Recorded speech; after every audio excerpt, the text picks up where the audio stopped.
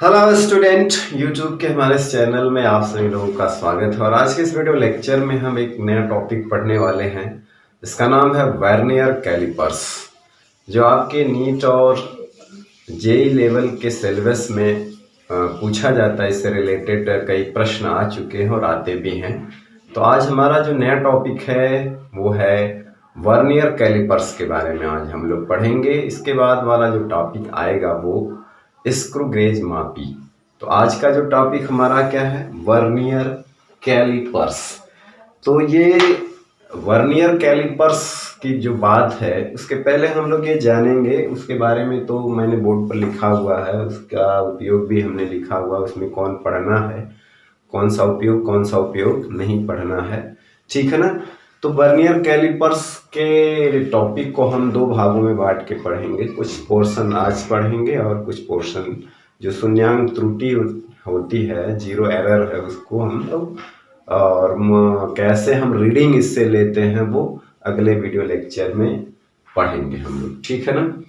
तो देखिए, जो वर्नियर कैलिपर्स के पहले अगर हम बात करें तो एक आता है मीटर स्केल, मीटर पैमाना, ठीक है ना। मीटर स्केल, मीटर पैमाना, जिसका हम लोग लिस्ट काउंट की बात करें। लिस्ट काउंट वो होता है कि मीटर पैमाना कितनी छोटी से छोटी नाप यथार्थ माप सकता है। तो हमने इसके पहले वाले वीडियो लेक्चर में जो है वो क्या नाम है, अल्पतमांक के बारे में हमने उसकी डिफिनीशन भी लिखवा दी है, उसके बारे में चर्चा भी कर दिया है कि लिस्ट काउंट क्या होता है, अल्पतमांक किसे कहते हैं। मतलब अल्पतमांक वो होता है जिस यंत्र की सहायता से छोटी छोटी माप ली जा सकती है, वो छोटी माप ही उसका लिस्ट काउंट या अल्पतमांक कहलाता है। तो मीटर पैमाना पे क्या होता है, ये मीटर पैमाना है, इसके जो एक खाने का जो मान होता है वो 1 मिलीमीटर होता है। तो ये कहने का मतलब है कि ये जो इसके खाने होते हैं, जैसे 1 2 3 4 5, 1 2 3 4 5, तो ये यहाँ तक 1 सेंटीमीटर होता है। तो इसका जो खाना होता है वो 1 मिलीमीटर होता है। 1 मिलीमीटर कहने का मतलब है कि इसका जो सबसे छोटी माप ये है, ये सबसे छोटी माप है। यानी इसका जो खाना है, हर 1 सेंटीमीटर के अंदर कितने खाने होते हैं, तो 10 खानों में बटा होता है। और एक खाना का जो मान होता है वो 1 मिलीमीटर होता है। तो कहने का तात्पर्य यह है कि इस मीटर पैमाने की सहायता से, यानी इस छोटे खाने की जो माप होती है उतना ही इसे शुद्ध मापा जा सकता है, और वही इसका अल्पतमांक होता है। तो यानी कि मीटर पैमाने से ली जाने वाली छोटी से छोटी माप को हम लोग क्या कहते हैं, उसका अल्पतमांक कहते हैं। वो 1 मिलीमीटर होता है, या सेंटीमीटर में बात करें तो 1 mm में अगर हम 10 से भाग देंगे तो 0.1 सेंटीमीटर, 0.1 सेंटीमीटर होगा। कहने का मतलब ये है कि ये दशमलव के एक स्थान तक सेंटीमीटर में ही शुद्ध माप सकता है, दशमलव के 2 स्थान तक ये शुद्ध माप नहीं ले सकता है, दशमलव के 2 स्थान तक शुद्ध माप नहीं ले सकता है, ठीक है ना। कहने का मतलब यह है कि अगर मान ली इसके सहायता से हमने अगर कोई लंबाई नापी और वो लंबाई आई 1.23 सेंटीमीटर, मान लो हमने मीटर पैमाने की सहायता से 1.23 सेंटीमीटर हमने लंबाई मापी। तो देखिए यहाँ तक तो 1 सेंटीमीटर है, इसके बाद भी खाना बनेंगे 1 2 3 4 5, 1 2 3 4 5, तो यहाँ हो गया 2 सेंटीमीटर, ठीक है ना। तो 1 सेंटीमीटर तो यहाँ तक पूरा हो गया, ठीक है ना। और एक खाना ये है, ये दूसरा खाना है। तो कहने का मतलब है कि ये तीसरा खाना है।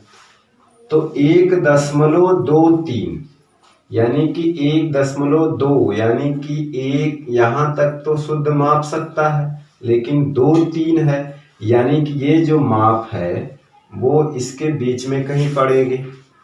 यानी कहने का मतलब है कि ये शुद्ध तो दशमलव के एक ही स्थान तक माप सकता है, 0.03 की ये तो त्रुटि कर देगा, 0.03 की क्या करेगा, ये त्रुटि कर देगा। यानी कहने का मतलब है इस माप को अगर हम पढ़ेंगे तो या तो हम 1.2 सेमी पढ़ सकते हैं या तो 1.3 सेमी पढ़ सकते हैं, या तो 1.2 सेमी पढ़ें या तो 1.3 सेमी पढ़ें।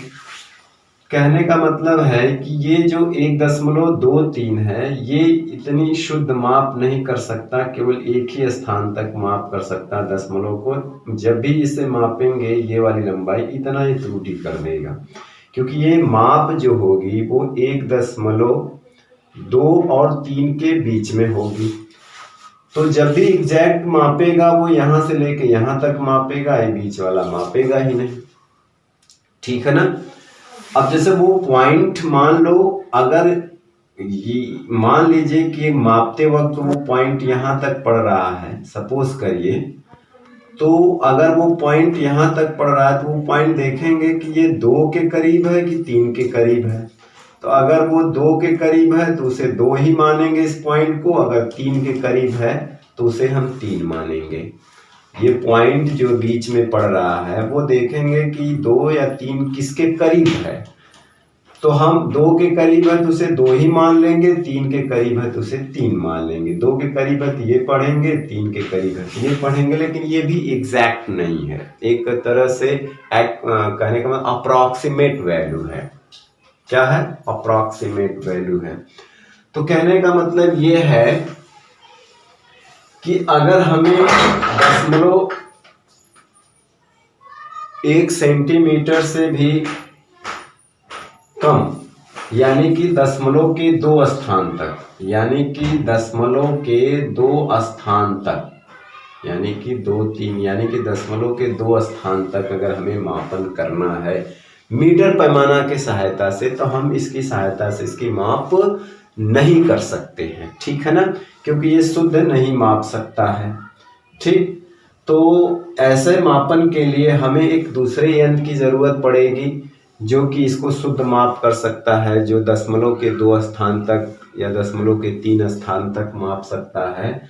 तो उस यंत्र की खोज किया 1631 में, जिसका नाम है, फ्रांस के गणितज्ञ थे जिसका नाम है पियरे वर्नियर ने। तो पियरे वर्नियर ने इस यंत्र का आविष्कार किया था, अतः उन्हीं के नाम पर इस यंत्र को वर्नियर कैलिपर्स के नाम से जानते हैं। इसकी सहायता से 0.01 सेमी तक की दूरियों का यथार्थ मापन किया जा सकता, मतलब कि सेंटीमीटर में दशमलव के 2 स्थान तक हम इसको आराम से माप सकते हैं। हालांकि दशमलव के 3 स्थान तक भी माप सकते हैं, लेकिन एक्यूरेट की बात करें, एकदम जनरली एक्यूरेट की बात करें, तो वो दशमलव के 2 स्थान तक ही एकदम यथार्थ एक्यूरेट माप कर सकता है, जिसको हम लोग कहते हैं वर्नियर कैलिपर्स, जिसके 2 भाग होते हैं, एक को कहते हैं मुख्य पैमाना और एक को कहते हैं वर्नियर पैमाना। तो इनके बारे में डिस्क्रिप्शन के बारे में, यंत्र के डिस्क्रिप्शन के बारे में अगर हमें जाने से पहले हम इसका उपयोग पढ़ लेते हैं। तो देखिए, इसका उपयोग है कि इसकी सहायता से लंबाई, चौड़ाई, ऊंचाई को दशमलव के 2 स्थान तक, मतलब सेंटीमीटर में यथार्थ मापन किया जा सकता है।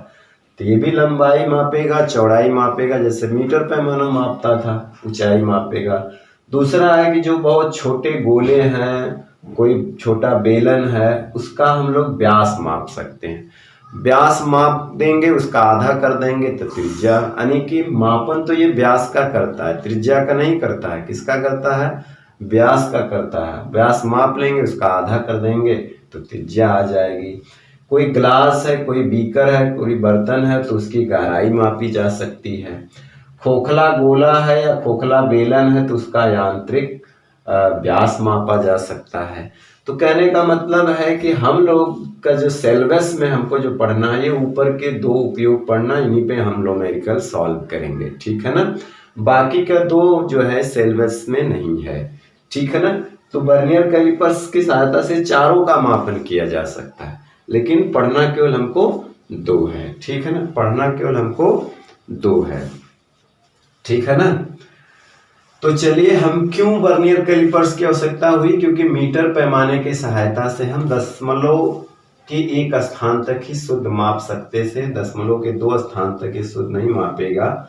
ठीक है ना। दशमलव के 2 स्थान तक मापने के लिए इसमें इतने की त्रुटि हो जाएगी, ठीक है ना। कितने की त्रुटि हो जाएगी? 0.03 की त्रुटि हो जाएगी।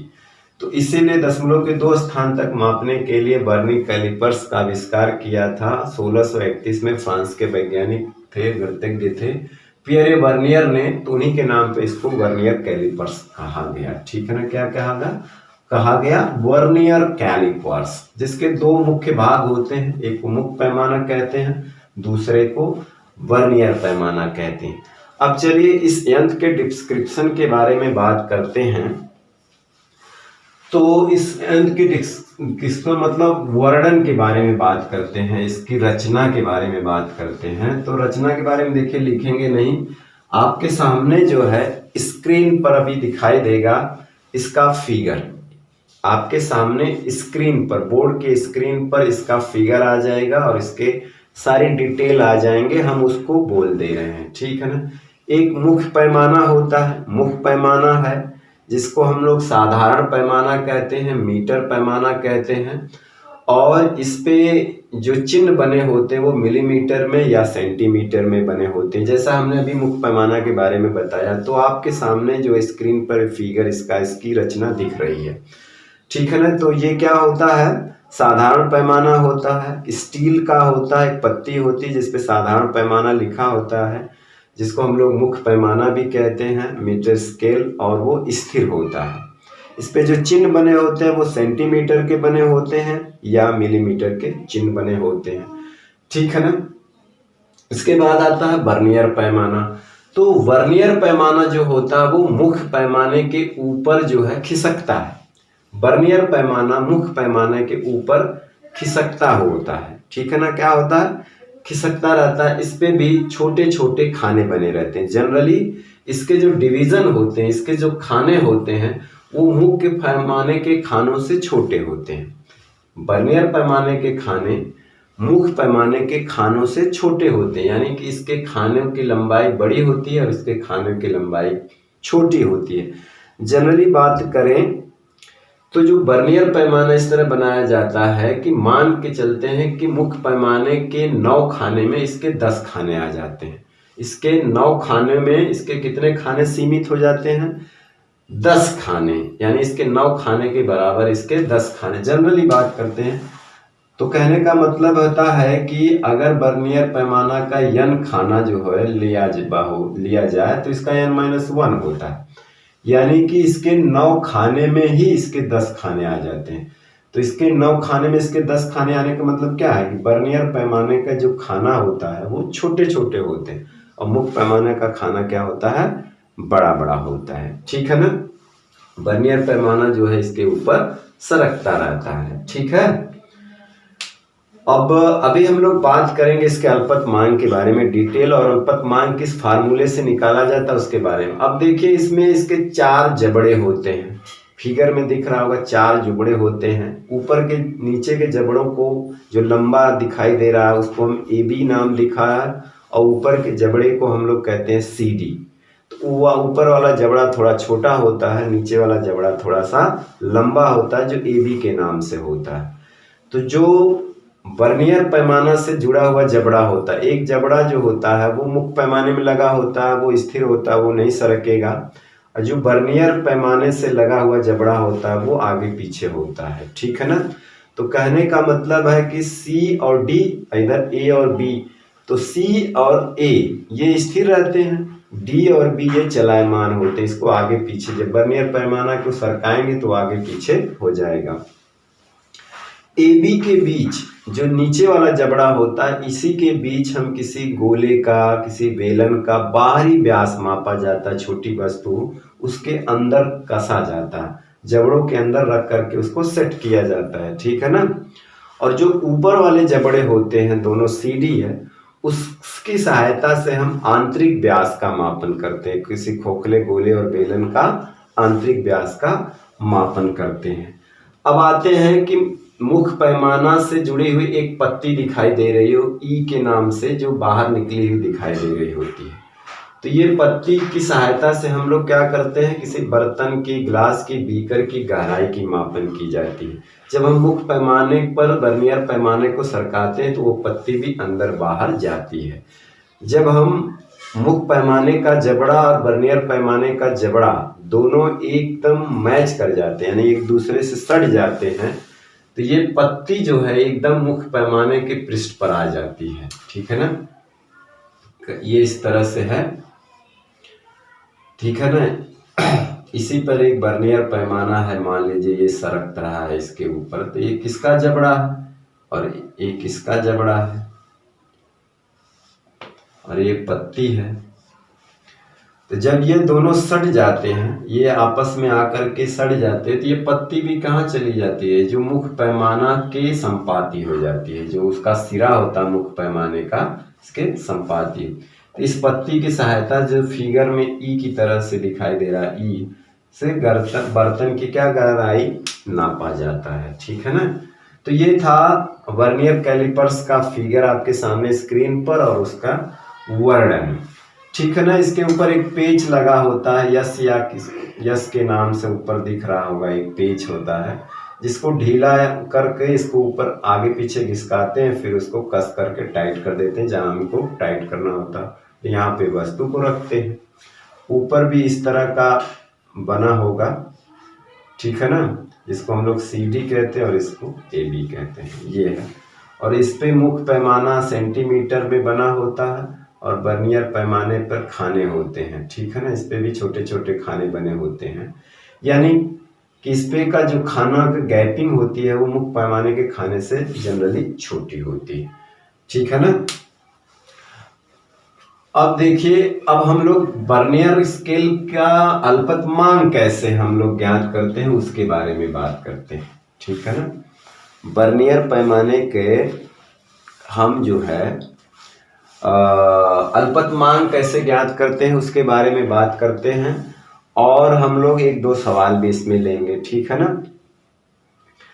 तो हम जानते हैं कि जो अल्पतमांक होता है, अब जैसे देखिए यहाँ पर क्या है, यहाँ पे जो है ये मुख्य पैमाना है, ठीक है ना, और ये मान लीजिए कि वर्नियर पैमाना है, और दोनों का शून्यांक मान लीजिए, दोनों का शून्यांक एक दूसरे को कॉन्साइड कर रहा है, इसका भी और वर्नियर पैमाने के खाने का भी।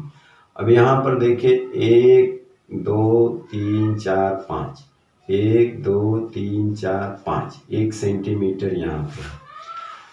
अब देखिए वर्नियर पैमाने का जो खाना होता है, मान लीजिए कि ये खाना, तो ये इसके जीरो, दोनों का जीरो जो है यहाँ पे है, दोनों का जीरो, तो एक दूसरा खाना मान लीजिए यहाँ पे है, तीसरा यहाँ पे है, चौथा यहाँ पे है, पांचवा, छठवां, सातवां, आठवां, नौवां, 10, यानी यहाँ पे 10 खाने हो गए। ठीक है ना। और इसका ये 9 खाना है, 10वां तो इसका यहाँ पे है। ठीक है ना। तो कहने का मतलब है कि वर्नियर पैमाना सबसे छोटी नाप कौन ले सकता है, वर्नियर पैमाना सबसे छोटी नाप वो ले सकता है इन खानों का जो डिफरेंस है। जैसे देखिए कि ये खाना इस किसका खाना है, मुख्य स्केल का, और ये किसका है, ये वर्नियर का पार्ट है, और ये मुख्य का चिन्ह, मुख्य पैमाने का ये चिन्ह है, और ये वर्नियर पैमाने का चिन्ह है। तो इनमें जो ये डिफरेंस है, ये क्या है, डिफरेंस, यानी कहने का मतलब ये देखिए मुख्य पैमाने का अंकित चिन्ह है और ये वर्नियर पैमाने का अंकित चिन्ह है। तो इसमें ये जो डिफरेंस है, ये डिफरेंस ही सबसे छोटी लंबाई होगी जो कि ये वर्नियर कैलिपर्स नाप सकता है। तो हमें ये डिफरेंस निकाल लें, तो यही डिफरेंस सबसे छोटी नाप होगी, और वही सबसे छोटी नाप होगी तो उसी को हम लोग क्या कहते हैं, लीस्ट काउंट कहते हैं वर्नियर कैलिपर्स का। क्योंकि लीस्ट काउंट की डिफिनीशन है कि यन से ली जाने वाली सबसे छोटी से छोटी नाप, यन से ली जाने वाली सबसे छोटी से छोटी नाप, तो यन से ली जाने वाली सबसे छोटी नाप यही होगी। यानी कहने का मतलब है कि मुख्य पैमाने का अगर एक भाग की लंबाई मान लो क्या है, एक भाग की लंबाई a है, और वर्नियर पैमाने के एक भाग की लंबाई मान लो b है। मुख्य पैमाने के एक भाग की लंबाई a है और वर्नियर पैमाने के एक की भाग की लंबाई b है। तो इन दोनों में सबसे छोटी लंबाई कौन है भाई? ये तो सबसे बड़ी है, फिर उससे छोटी है, इससे छोटी कौन सी लेंथ है? ये वाली c। तो यही इन दोनों का डिफरेंस ही सबसे छोटी लेंथ है ना। मुख्य पैमाने के एक भाग की लंबाई, ये वर्नियर पैमाने के एक भाग की लंबाई है। तो इन दोनों तो बड़ी हैं। अब यहाँ पे देखिए सबसे छोटे भाग की लंबाई कौन है? तो ये है। तो इन दोनों का यही डिफरेंस है, और जो लंबाई में सबसे छोटा है इसी को हम माप कर लें तो क्या होगा, हम मुख्य पैमाने से तो ये माप रहे थे, ठीक है ना, और ये वर्नियर पैमाने का भाग है, तो इसमें से इसको डिफरेंट कर दें तो सबसे छोटा भाग यही निकला ना। तो इसी को ये मापता है, वर्नियर कैलिपर्स इसी का मापन करता है। तो सबसे छोटी माप कौन हुई? सी ना। सबसे बड़ी ये है, इसके बाद ये है, सबसे छोटी कौन हुई? सी। तो सी का मापन ही हम माप लें, यही सबसे छोटी माप है, और इसी को हम लोग कहते हैं वर्नियर कैलिपर्स का अल्पतमांक।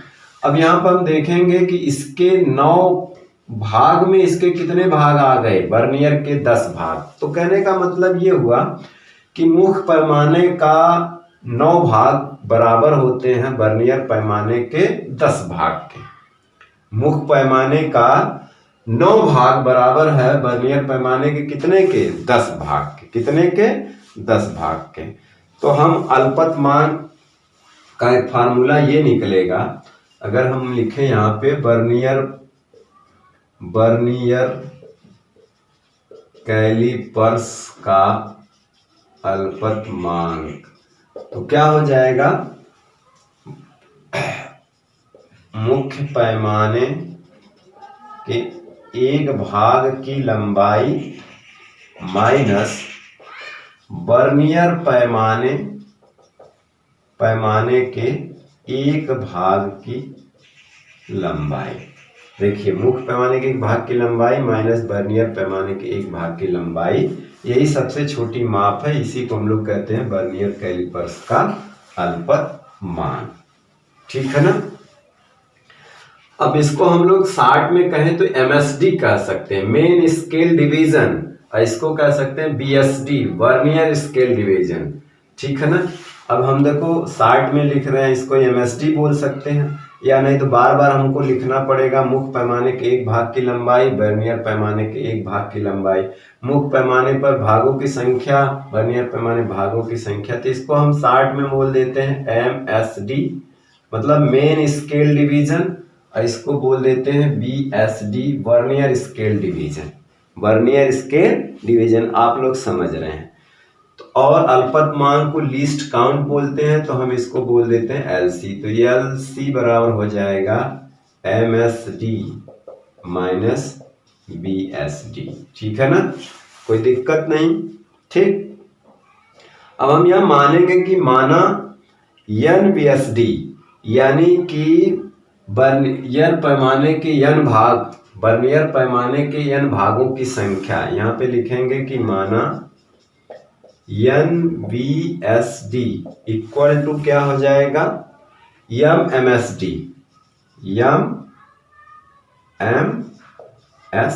एक जनरल फार्मूला हम निकाल रहे हैं जिसकी सहायता से आप इसका लिस्ट काउंट निकाल सकते हैं। कहने का मतलब क्या हुआ कि वर्नियर पैमाने पर n भागों की संख्या, n खानों की संख्या बराबर हो जाएगी मुख्य पैमाने के n भागों की संख्या, n खानों की संख्या के। ठीक है ना। क्यों? क्योंकि अभी आपने देखा था कि उसके 9 भाग के अंदर ही इसके 10 भाग आ गए, यानी कि उसके 9 भागों के बराबर इसके कितने भाग आ गए? 10 भाग। ठीक है ना। उसके 9 भाग के अंदर इसके कितने भाग आ गए थे? 10 भाग आए थे। तो हम ये बोलेंगे कि वर्नियर स्केल पे 10 भागों की संख्या बराबर मुख्य पैमाने के 9 भागों की संख्या। तो इसी तरह से यहाँ पे वर्नियर पैमाने के n भागों की संख्या बराबर मुख्य पैमाने के m भागों की संख्या, या m डिवीजन की m डिवीजन। ठीक है ना। तो n क्या है? वो डिवीजन है भागों में, तो ये वर्नियर स्केल डिवीजन है, NBSD इक्वल टू MMSD। ठीक है ना। तो यहां से हम निकाल लेंगे यहां से हम निकाल लेंगे कि 1 BSD बराबर क्या हो जाएगा, तो हो जाएगा m/n MSD। 1 BSD बराबर क्या हो जाएगा, m/n MSD। ठीक है ना। और अभी हम जानते हैं कि लिस्ट काउंट बराबर हमारा ये है, और इसी में इसको ले जाकर रख देंगे। 1 BSD की जगह हम क्या रख देंगे, ये रख देंगे। ठीक है ना। तो यहाँ पे 1 MSD एक तरह से है और 1 BSD एक तरह से है, तो उसके जगह रख देंगे m/n MSD। अब इसको हम लोग कॉमन ले लेते हैं MSD को 1, तो यहाँ बचेगा 1 - m/n। ठीक है ना। ये हमारा फार्मूला बन गया। ये क्या है, मुख्य पैमाने के एक खाने की संख्या भाग मुख्य पैमाने के एक खाने का मान, एक तरह से 1 MSD इसको कहते हैं main scale division. 1 main scale division माने मुख्य पैमाने के एक भाग की लंबाई, मुख्य पैमाने के एक भाग की लंबाई कोष्टक में 1 माइनस मुख्य पैमाने के n भागों की लंबाई बटे वर्नियर पैमाने के n भागों की लंबाई।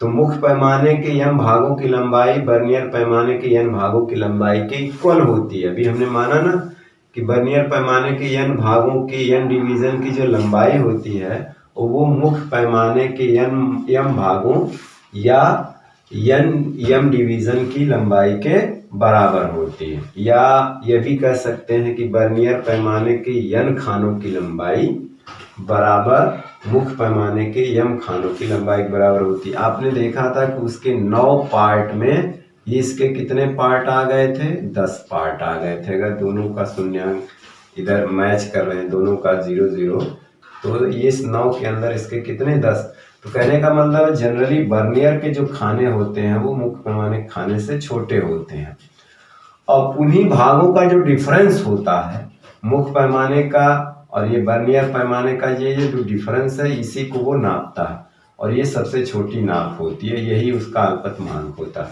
तो लिस्ट काउंट ये याद रखना, लिस्ट काउंट ये याद रखना 1 MSD कोष्टक में 1 - m/n, ये फार्मूला, यानी कि ये चीज जो है वो वर्नियर कैलिपर्स का अल्पतमांक होता है, अल्पतमांक होता है। ये एक जनरल फार्मूला होता है, ये ट्रू है। एक फार्मूला और होता है, हमने हाई स्कूल में पढ़ा होगा कि अल्पतमांक निकालने के लिए ये होता है कि मुख्य पैमाने के, ये याद रखें, मुख्य पैमाने ट्रिक है एक तरह से, मुख्य पैमाने के एक भाग की लंबाई बटे वर्नियर पैमाने पर भागों की संख्या, ये एक सूत्र है। लेकिन ये देखिए कब ट्रू होगा, जब मुख्य पैमाने के 9 भाग में वर्नियर के 10 भाग आ जाएं। यानी ये ट्रू कब होगा, जब मुख्य पैमाने के, जनरल भाषा हम बोले तो मुख्य पैमाने के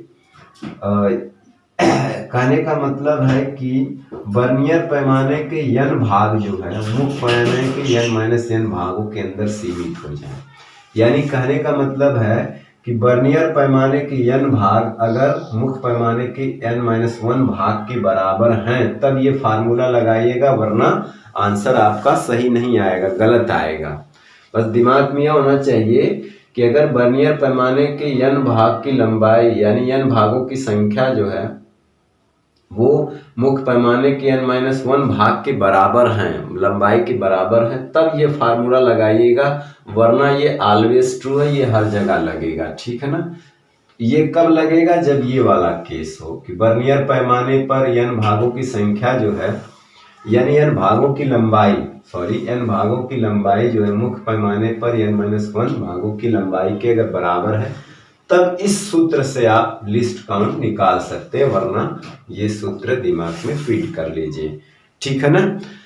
तो चलिए हम लोग इसी पर एक दो सवाल देख लेते हैं, ठीक है ना। तो आपके ब्लैक बोर्ड पे हमने 3 सवाल लिखे हैं। इन 3 सवालों में वर्नियर कैलिपर्स का अल्पतमांक ज्ञात करना है और हमने उसका फार्मूला बता दिया है। लेकिन देखिए वर्नियर कैलिपर्स का अल्पतमांक होता कितना है, छोटी छोटी माप कितना ले सकता है। तो वर्नियर कैलिपर्स छोटी छोटी माप इतना ले सकता है सेंटीमीटर में। तो हमने इसको फार्मूला तो बता दिया, लेकिन हमने इसको बताया नहीं कि कैसे इतना आता है। तो चलिए पहले थोड़ा सा उस पर चर्चा कर लेते हैं। होता क्या है कि जो वर्नियर कैलिपर का स्ट्रक्चर होता है उसमें ये होता है कि जब इनके जो शून्यांक होते हैं, मुख्य पैमाना का और वर्नियर पैमाना का, जब एक सीध में आते हैं, यानी कि तो कहने का मतलब है दोनों जबड़ों को मिलाने पर वर्नियर का शून्यांक और मुख्य पैमाने का शून्यांक जब एक सीध में आते हैं तो होता क्या है कि मुख्य पैमाने के 9 खाने में ही वर्नियर का 10 खाना आ जाता है, यानी कि उसका 9 खाने के इसके 10 खाने बराबर होते हैं। तो कहने का मतलब है कि 10 जो BSD होता है, 10 BSD बराबर हो जाता है इसके 9 MSD के। MSD मतलब मेन स्केल डिवीजन, मुख्य पैमाने का भाग, और इसका होता है वर्नियर स्केल डिवीजन। तो हम यहाँ से निकाल देते हैं 1 BSD, अगर निकालें तो हो जाएगा 9/10 MSD, ठीक है ना। और लीस्ट काउंट का हमने सूत्र निकला था, लिखा था 1 MSD माइनस 1 BSD। तो 1 MSD यानी कि मुख्य पैमाने के एक भाग की लंबाई 1 मिलीमीटर होती है, और इसके स्थान पे हम लोग 9/10 लिखेंगे 1 MSD। तो 1 MSD मतलब 1 मिलीमीटर, ठीक है ना। तो 1 मिलीमीटर और माइनस ये 9/10, ये भी मिलीमीटर, मिलीमीटर कॉमन हो जाएगा तो जाएगा 10 माइनस 9/10, यानी कि 1/10 ये मिलीमीटर। यानी कहने का मतलब है कि 0.01 mm, और इसी को सेंटीमीटर में बनाएंगे तो 0.01 सेंटीमीटर। देखिए दशमलव के 2 स्थान, या फार्मूले में रखिए लिस्ट काउंट, तो फार्मूला 1 MSD है और पोस्ट में 1 माइनस m/n। ये मुख्य पैमाने का है, ये वर्नियर पैमाने के भागों की संख्या है, डिवीजन है। तो ये 1 mm होता है, 1 माइनस ये 9 के, और इसका 10 इसके 9 के बराबर होता है।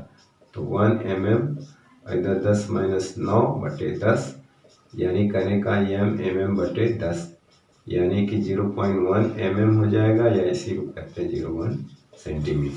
तो याद रखिएगा वर्नियर कैलिपर्स का जो अल्पतमांक होता है वो इतना होता है। उसके स्ट्रक्चर वर्नियर में ऐसा ही स्ट्रक्चर बना होता है। चलिए अब सवाल पे आते हैं, डायरेक्ट फार्मूले में याद करेंगे। और एक हमने ट्रिक बताई थी कि वर्नियर कैलिपर्स का अल्पतमांक निकालने के मुख्य पैमाने का एक भाग की लंबाई बटे वर्नियर पैमाने पर अंकित भागों की संख्या। वो कब ट्रू है, जब वर्नियर कैलिपर्स के n भागों की लंबाई मुख्य पैमाने की n-1 भागों की लंबाई के बराबर होगा, तब वो ट्रू है। कभी कभी ऐसा नहीं होता है तो उसको हमेशा नहीं लगाएंगे, ठीक है ना। जैसे पहले वाले सवाल में देखिए, किसी वर्नियर कैलिपर्स का पहला किसी वर्नियर कैलिपर्स के मुख्य पैमाने मिलीमीटर में अंकित है, एक भाग की लंबाई मिलीमीटर में। वर्नियर पैमाने का 20 खाना, मुख्य खाने देखो 16 खाने के बराबर है, जबकि 20 रहे ये 19 रहे, तो हम वो डायरेक्ट वो वाला ट्रिक लगा सकते हैं कि वर्नियर पैमाने के एक भाग की लंबाई बटे वर्नियर पैमाने मुख्य पैमाने के एक भाग की लंबाई बटे वर्नियर पैमाने पर अंकित भागों की संख्या। लेकिन यहाँ वो नहीं मैच कर रहा है तो हम नहीं लगाएंगे, तो हम वो वाला सूत्र जो ऊपर हमने बताया उसकी सहायता लेंगे।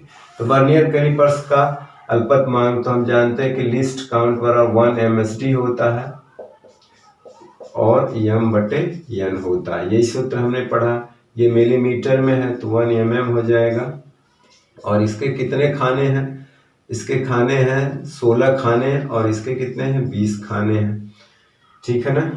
तो 1 mm ये 20 माइनस 16/20 हो जाएगा, यानी 1 मिलीमीटर गुणे 4/20, 4×5 = 20, यानी 1 mm/5, यानी कि 0.2 mm आएगा मिलीमीटर। यानी ऑप्शन ये वाला सही है, ठीक है ना। ये ऑप्शन कौन सा, ये वाला सही है। उसी तरह से देखिए अब हम लोग दूसरे सवाल, अगर उस वाले सूत्र से हम लगाएंगे तो ये सवाल गलत हो जाएगा, क्योंकि अंतर कितना होना चाहिए, 1 का। उसका 20 खाना, इसका 19 रहता, तब हम उससे लगा लेते। अब मुख्य पैमाने का n भाग, देखिए वर्नियर पैमाने के इतने भागों के बराबर है यदि मुख्य पैमाने के प्रत्येक भाग की लंबाई, प्रत्येक 1 MSD कितना दिया है, 1 MSD दिया है A मात्रक, 1 यूनिट दिया है, ठीक है ना। तो इसका लिस्ट काउंट क्या हो जाएगा, 1 MSD 1 माइनस m/n, और ये कितना दिया, A मात्रक 1 माइनस m, क्या मुख्य पैमाने का कितना भाग है, n भाग, इसके कितने के बराबर है, n+1 के, ठीक है ना। तो क्या उत्तर आ जाएगा, m+1 माइनस n/n+1 कट जाएगा, यानी A/n+1 मात्रक। ये लिस्ट काउंट हो जाएगा दूसरे सवाल का। उसी तरह से देखिए तीसरा कैसे हम निकालेंगे। तीसरा हम लोग निकालेंगे कि 14 बैरोमीटर में वर्नियर पैमाने के 25 भाग, मुख्य पैमाने के 24 भाग, ये देखिए उससे अलग जाएगा, जो हमने एक ट्रिक वाला लास्ट में फार्मूला बताया था। तथा कह रहा है कि मुख्य पैमाना की एक भाग की लंबाई इस तरह से दी है कि मुख्य पैमाना का जो 1 सेमी होता है वो 20 बराबर भागों में विभाजित है, n का अल्पत मान ज्ञात करिए, ठीक है ना। तो मुख्य पैमाने का 1 सेंटीमीटर में कितने 1 सेंटीमीटर में असल में होता है 10 खाना, और यहाँ पे हो गया है 20 खाना, यहाँ पे क्या हो गया 20 खाना, यानी कहने का मतलब है कि 1 सेंटीमीटर में 20 खाने हैं, तो एक भाग की लंबाई कितना हो गई, 1/20। जैसे उसमें क्या था कि 1 सेंटीमीटर में 10 खाने थे, है ना, तो एक भाग की लंबाई 1 मिलीमीटर होती थी, कितनी होती थी, 1 मिलीमीटर। अब इसमें क्या है कि 0 से 1 सेमी में 20 पार्ट, कितने पार्ट हैं, 20 पार्ट, यानी कि 20 खाने। तो एक खाने की लंबाई कितनी होगी, कहने का मतलब है कि 1 सेंटीमीटर में, यानी कि 20 खाना बराबर हुआ क्या, 1 सेंटीमीटर। तो एक खाने का लंबाई सेंटीमीटर में कितनी हो जाएगी, तो 1/20 सेंटीमीटर हो जाएगी, सेंटीमीटर में, मिलीमीटर की बात छोड़िए, सेंटीमीटर। तो एक खाना मतलब 1 MSD क्या हो जाएगा, 1 MSD हो जाएगा 1/20 सेंटीमीटर। अब चलिए लिस्ट काउंट निकालिए, सूत्र हमारा है 1 MSD और 1 माइनस m/n। तो 1 MSD है 1/20 सेंटीमीटर में, ध्यान दीजिएगा, 1 माइनस m कितना है, मुख्य पैमाने का कितना भाग है, 24, और इसका कितना भाग है, 25, ठीक है ना। कभी कभी इसका उल्टा भी आता है कि वर्नियर पैमाने का भाग बड़ा हो जाता है, मुख्य पैमाने का भाग छोटा हो जाता है, तो उसको आगे चर्चा करेंगे। ये हो जाएगा 25 माइनस 24/25, 1/20 सेंटीमीटर गुणे 1/25, सही है। अब लिस्ट काउंट यहाँ से निकाल लीजिए, ये हो जाएगा 1/20 गुणे 25, क्या हो जाएगा, 20 गुणे 25। अब देखिए, अब इसको हल करेंगे, देखिए कितना आता है, 25 दूना 50, यानी 1/25 दूना 50, यानी 500 हो जाएगा, 1/500, यानी 1 में आप 500 से डिवाइड करिए, तो देखिए दशमलव बढ़ाएंगे 0 नहीं जाएगा, फिर 0 बढ़ाएंगे नहीं जाएगा, फिर 0 बढ़ाएंगे तो 1000 हो जाएगा। तो 500 दूनी 1000, तो कहने का मतलब इसको हम काटे पीटेंगे तो आएगा 0.002 सेंटीमीटर, ठीक है ना। तो इस तरह से बहुत ही अल्पत मान निकालना होगा, तो इस फार्मूले से बड़े आसानी से हम अल्पत मान निकाल सकते हैं, ठीक है ना। तो चलिए आज का वीडियो लेक्चर हम यही समाप्त करते हैं। नेक्स्ट वीडियो लेक्चर में हम लेके आएंगे कि इससे हम किसी वस्तु की लंबाई कैसे मापेंगे, उसकी रीडिंग कैसे पढ़ेंगे, जीरो एरर शून्यांक त्रुटि क्या होती है, और उस पर रिलेटेड सवाल लेकर के आएंगे अगले वीडियो लेक्चर में। तब तक पढ़ाई करते रहें, पढ़ते रहें। All the very best, thank you very much.